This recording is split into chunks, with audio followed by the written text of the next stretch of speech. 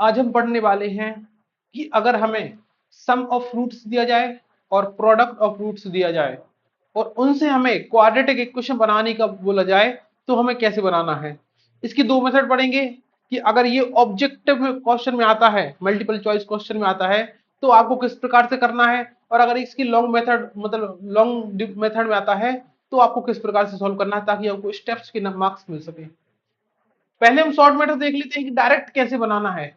देखो, जो quadratic equation होती है वो इस प्रकार से होती है A X square plus B X plus C is equal to zero, और जो उनके रूट्स होते हैं उनको हम अल्फा और बीटा से डिनोट करते हैं। तो बेसिकली अगर हमें सम ऑफ रूट्स दिया गया है मतलब अल्फा प्लस बीटा की वैल्यू दी जाएगी, और अगर प्रोडक्ट ऑफ रूट दिया गया है तो अल्फा इंटू बीटा की वैल्यू दी जाएगी। ये दोनों वैल्यूज आपको दी जाएंगी और आपसे बोला जाएगा कि भाई क्वाड्रेटिक इक्वेशन बना के दिखाओ। तो आपको क्या करना है, डायरेक्ट इसका स्टैंडर्ड फॉर्म याद रख लेना है, X square minus alpha plus beta into X plus alpha into beta is equal to zero. आपको जस्ट इसमें वैल्यू पुट करनी है और आपकी इक्वेशन तैयार हो जाएगी। फॉर एग्जाम्पल फर्स्ट क्वेश्चन देख लेते हैं, जैसे सम ऑफ रूट्स दिया है रूट टू और प्रोडक्ट ऑफ रूट्स दिया है 1/3, तो जस्ट वैल्यू रखना है। मतलब ये जो वैल्यू दी है ये अल्फा प्लस बीटा की वैल्यू दी है और ये जो वैल्यू दी है ये अल्फा इंटू बीटा की वैल्यू दी है। जस्ट वैल्यू पुट कर देते हैं भाई, एक्स स्क्वायर तो एज इट इज रहेगा माइनस अल्फा प्लस बीटा की वैल्यू रूट टू है तो ये रख दिया हमने root two into X plus alpha into beta की वैल्यू 1/3, ये रख देते 1/3 इज इक्वल टू जीरो रख दिया। तो ये भाई रूट टू तो रूट टू है, इसके लिए ब्रैकेट की कोई जरूरत नहीं है। थ्री का एलसीएम ले लेंगे, थ्री का यहाँ मल्टीप्लाई हो जाएगा, three X square minus three under root two X, यहाँ पर तो एलसीएम वन सॉरी थ्री था तो वन ही रहेगा इज इक्वल टू जीरो, और जो डिवाइड में थ्री आएगा वो जीरो में चला जाएगा। तो ये हमारी क्वाड्रेटिक इक्वेशन बन गई। तो इस प्रकार से आप डायरेक्ट बना सकते हैं quadratic equation sum of root और प्रोडक्ट ऑफ रूट्स के द्वारा। तो आई होप आपको ये समझ में आया होगा। अब हम देखते हैं इसकी लॉन्ग मेथड क्या होती है। आपको ये बात याद रखनी है, फिर ये क्वेश्चन हमेशा याद रखनी है, डायरेक्ट आप 10 सेकंड में अपनी इक्वेशन बना सकते हैं। अब हम आते हैं कि लॉन्ग मेथड में इसको कैसे करेंगे। तो सबसे पहले कुछ चीजें जान लेते हैं हम, क्या होता है जो हमारी स्टैंडर्ड फॉर्म होती है क्वाड्रेटिक इक्वेशन की, वो तो भाई यही होती है। जो क्वाड्रेटिक इक्वेशन की स्टैंडर्ड फॉर्म यही होती है। इसके रूट्स क्या होते हैं, अल्फा और बीटा होते हैं। तो जो अल्फा प्लस बीटा होता है, अल्फा प्लस बीटा वो होता है माइनस का बी अपॉन ए, और जो अल्फा इंटू बीटा होता है वो होता है सी अपॉन ए। ये आपको याद रखना है। माइनस बी मतलब माइनस, और जो बी का मतलब एक्स का जो कोफिशिएंट है वो अपॉन एक्स स्क्वायर कोफिशिएंट, और जो अल्फा इंटू बीटा होता है वो कांस्टेंट अपॉन एक्स स्क्वायर का कोफिशिएंट होता है मतलब सी अपॉन ए।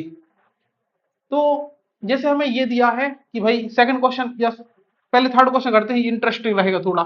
ये थर्ड वाला, ये अल्फा प्लस बीटा दिया है आपको, तो अल्फा प्लस बीटा इसकी वैल्यू दी है आपको 1/4, इसकी वैल्यू दी आपको 1/4, और अल्फा इंटू बीटा की जो वैल्यू दी है वो दी है -1, वो दी है हमें -1। देखो हम जानते हैं अल्फा प्लस बीटा होता है माइनस बी अपॉन ए, मतलब ये जो वैल्यू दी है ये दी है -b अपॉन ए की, और जो अल्फा इंटू बीटा होता है वो सी अपॉन ए होता है, तो ये वैल्यू दी अपन को सी अपॉन ए की वैल्यू। देखो अगर हम इस -1 के अपॉन 1 लिख दें कोई प्रॉब्लम नहीं होगी। अब हम कंपेयर करते हैं, यहां पर ए की वैल्यू है 4, यहां पर ए की वैल्यू है 1, तो ये पॉसिबल नहीं होता, यहां पर रेशियो का ही पूरा काम होता है। तो ए का रेशियो हमेशा इक्वल होना चाहिए। यहां पर ए की वैल्यू 4 है, यहां पर ए की वैल्यू 1 है, डिवाइड में ए है दोनों में, तो हमें इक्वल करना पड़ेगा। तो हम इस 1 को 4 बना सकते हैं, आपको बिल्कुल बना सकते हैं। पूछे कैसे, तो आप बोलेंगे सर हम ऊपर नीचे दोनों जगह 4 से मल्टीप्लाई कर देते हैं। तो जैसे हम इसे मल्टीप्लाई करेंगे तो ऊपर हो जाएगा -4, नीचे हो जाएगा 4 is equal to C upon ए।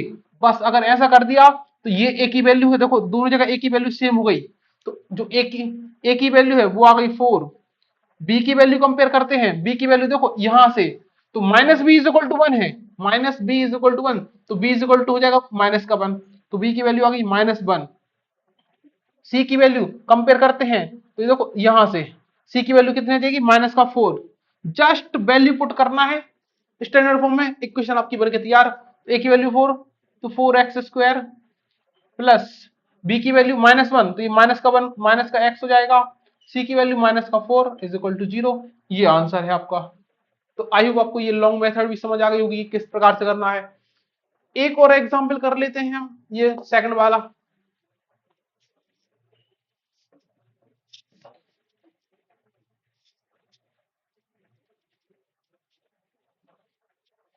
जो सेकंड क्वेश्चन है इसमें हमें अल्फा प्लस बीटा दिया है 0, तो ये अल्फा प्लस बीटा की जो वैल्यू है वो दी है 0, और ये 0 क्या होता है भाई, माइनस बी अपॉन ए हो जाएगा, माइनस बी अपॉन ए इसकी वैल्यू दी है। सेकंड हमें अल्फा इंटू बीटा दिया है √5, अल्फा इंटू बीटा ये दिया है √5, और इसकी जो वैल्यू होती है मैंने बताया सी अपॉन ए होती है। देखो 0 को हम 0.1 लिखेंगे, √5 को √5 लिखेंगे, दोनों जगह कंपेयर करो, यहां भी a1 है यहां भी a1 है, मतलब वैल्यूज बिल्कुल करेक्ट हैं। आपको जस्ट कंपेयर करना है, a की वैल्यू 1, b की वैल्यू भाई माइनस भी 0 है तो भी तो 0 ही होगा, और c की वैल्यू कितनी है कंपेयर करो, √5 वैल्यू पुट कर दो तो x², b की वैल्यू 0 है तो भाई ये पूरी टर्म 0 हो जाएगी, प्लस का √5 इज इक्वल टू 0। यही हमारी क्वाड्रेटिक इक्वेशन है। तो आई होप आपको लॉन्ग मेथड आप समझ आ गई होगी, पूरी तरीके से क्लियर हो गई होगी।